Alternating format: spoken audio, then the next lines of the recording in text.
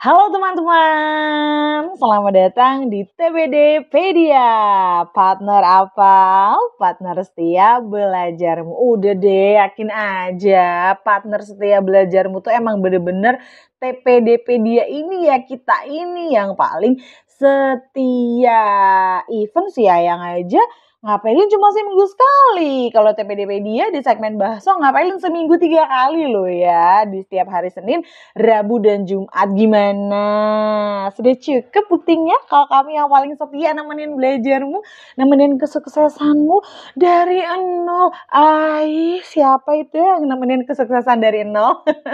Ya, pokoknya kita benar-benar bareng-bareng gitu ya sampai nantinya mewujudkan dan mengantarkan teman-teman ke kesuksesan, bukan hanya kesuksesan di ujian kompetensi aja, tapi juga kesuksesan di masa depan. Amin.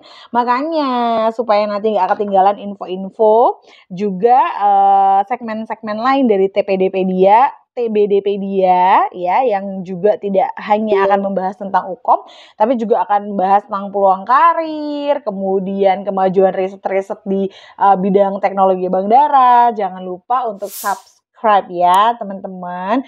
Terima kasih buat yang sudah subscribe.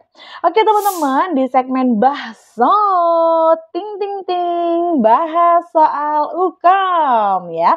Kita sudah masuk ke episode ke-29. Wow, selamat buat kita semua karena sudah berhasil bersama-sama mencapai ke posisi ini. Posisi apa ya? Posisi ini.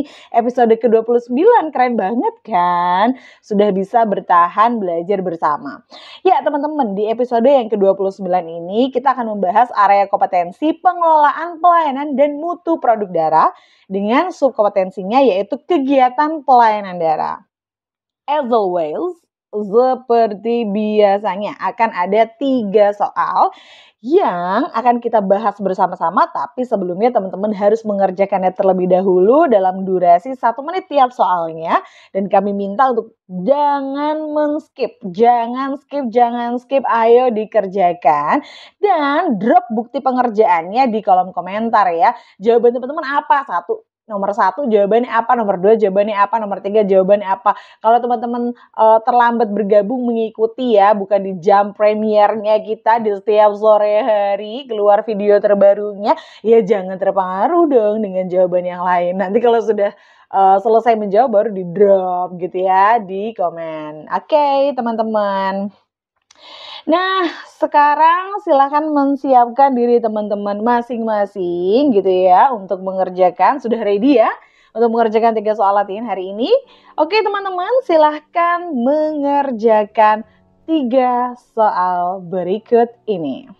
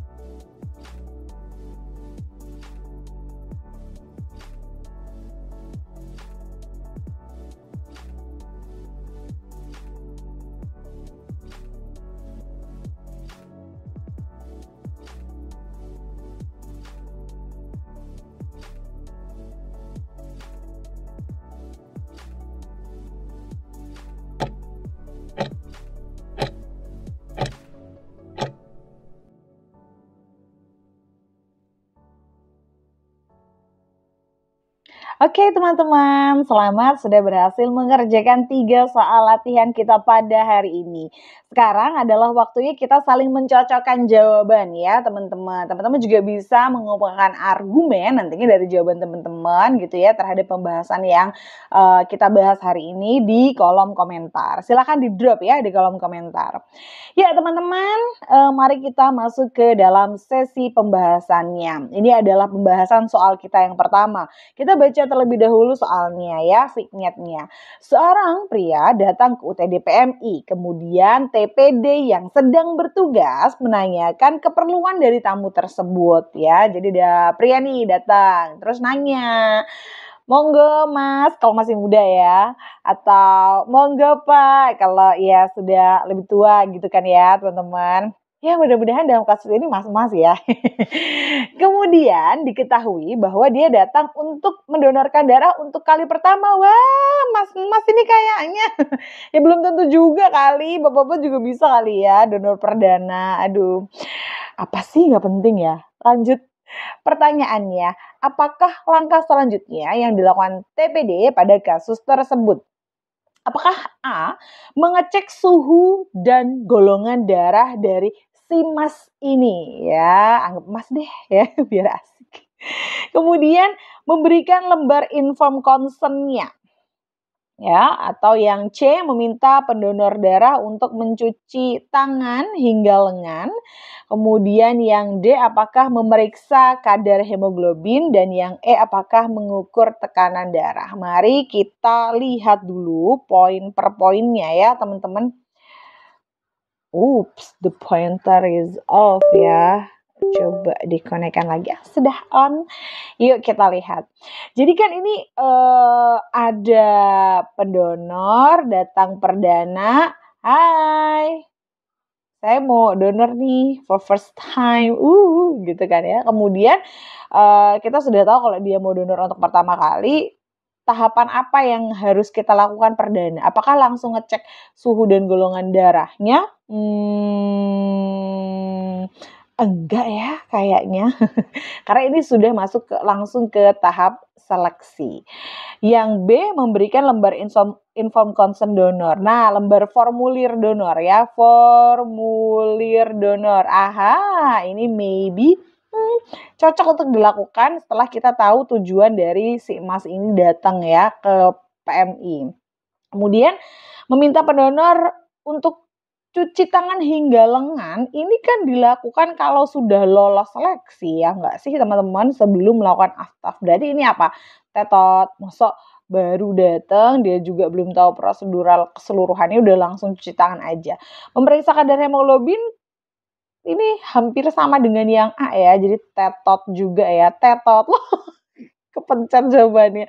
Dan mengukur tekanan darah juga tetot, karena part dari seleksi. Jadi yang tepat itu adalah memberikan inform consent donor atau formulir donor ya, supaya nanti diisikan, kemudian data dirinya gitu ya, agar nanti bisa direkap ya dalam data pendonor, sehingga kita bisa nanti masukkan ke dalam sistem untuk mengingatkan periode donor selanjutnya. Alhamdulillah berarti datang pendonor baru, berhasil juga melakukan momen rekrutmen donor itu ya teman-teman.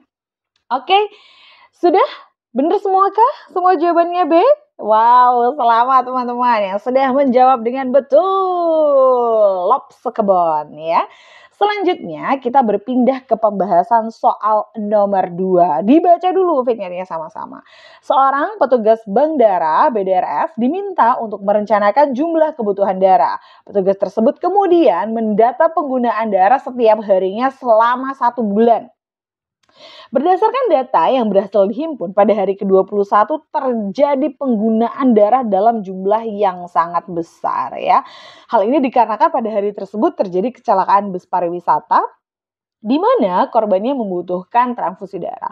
Apakah tindakan yang tepat untuk dilakukan pada kasus tersebut? Jadi seseorang diminta ya untuk kemudian mendata kira-kira kebutuhan kita harian, mingguan, bulanan ya itu berapa sih gitu ya, dari mendata kebutuhan daerah di BDRS tuh selama 1 bulan penuh. Tetapi ternyata saat menghimpun data hari ke hari di hari ke-21 tuh ada lonjakan penggunaan ya teman-teman, karena memang ada musibah ternyata. Nah, kalau, kita dapat data yang seperti ini, bagaimana kemudian sikap yang tepat, tindakan yang tepat gitu ya, agar kegiatan untuk memperoleh data dari hari ke hari itu tidak menjadi sia-sia gitu kan ya.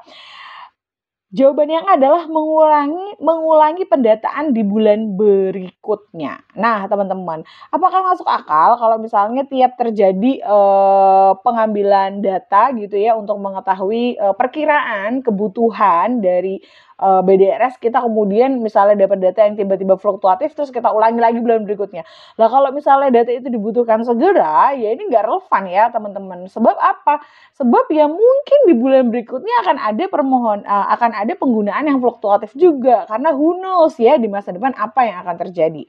Kemudian yang B, mengolah seluruh data yang ada. Nah, apa resikonya kalau kita mengolah seluruh data yang ada termasuk data pada hari ke-21? Kita akan dapat data yang tidak valid ya teman-teman. Nanti datanya jadi tidak valid. Kenapa kok datanya jadi tidak valid? Ya karena ada penggunaan yang fluktuatif terjadi karena, kejadian tertentu gitu ya, yang tingkat keberulangannya itu perbandingannya 1 banding, berapa ya, cukup jarang terjadi gitu ya, dan kita memang tidak mengharapkan kejadian itu terjadi lagi dong ya.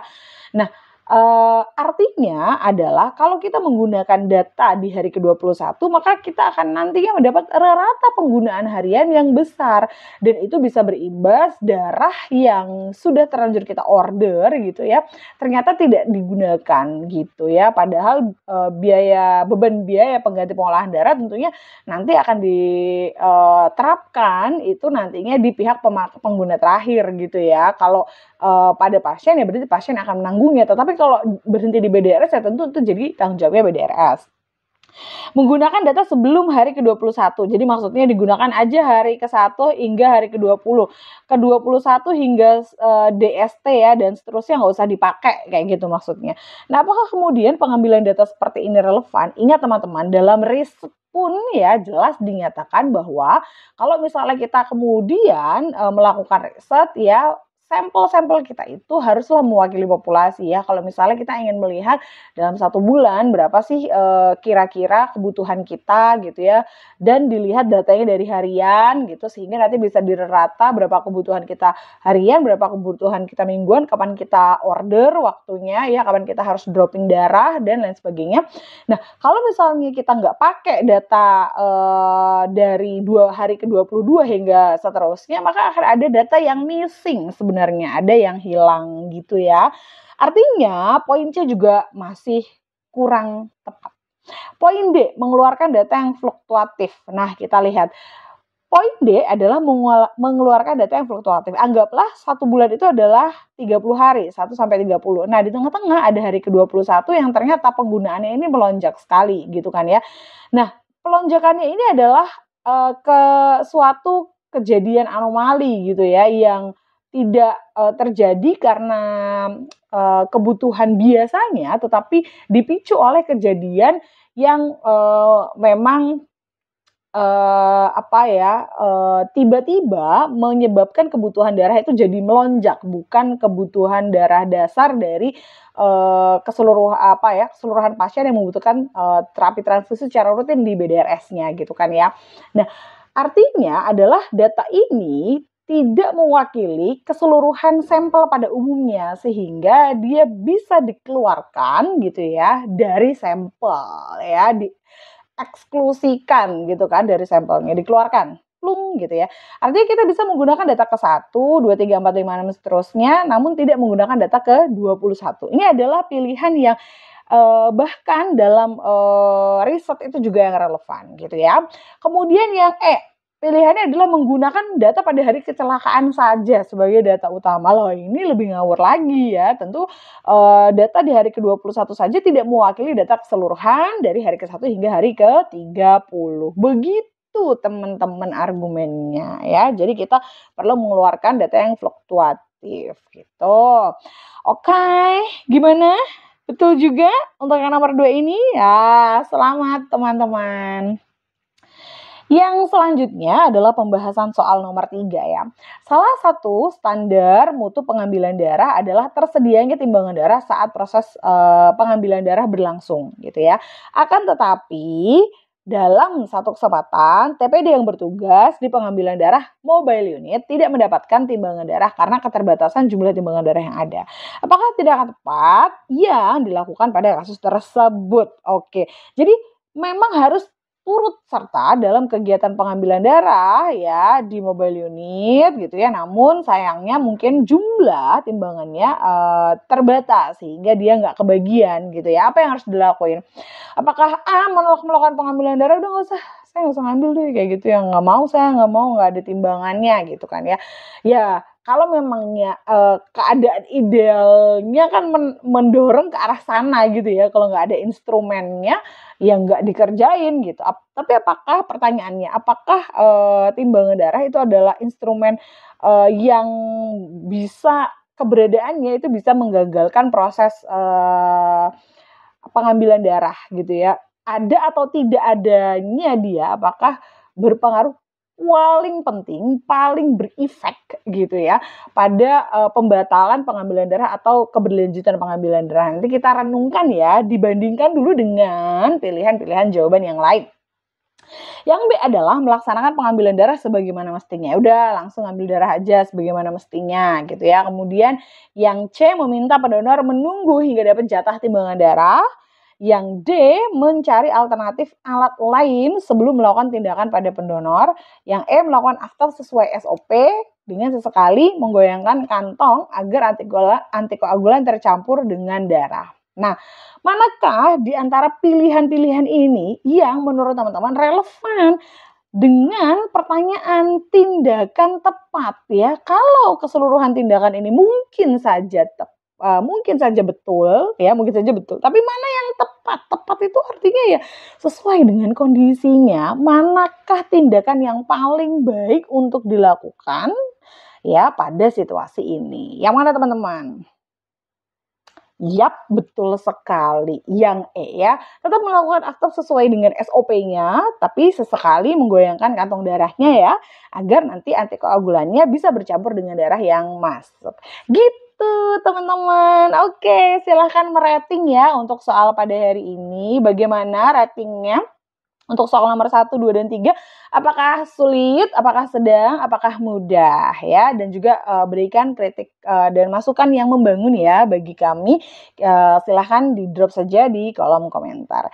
Oke teman-teman, ini adalah akhir dari sesi bakso pada hari ini. Tetap semangat terus ya teman-teman, karena semakin kalian bersemangat, kami juga semakin semangat loh buat konten ini supaya kita nggak males gitu ya untuk mengupdate kontennya dan terus berkomitmen untuk nemenin teman-teman di setiap hari Senin, Rabu, dan Jumat. Sampai jumpa lagi teman-teman. Jangan lupa untuk subscribe, like, comment, and share ya teman-teman. Dadah.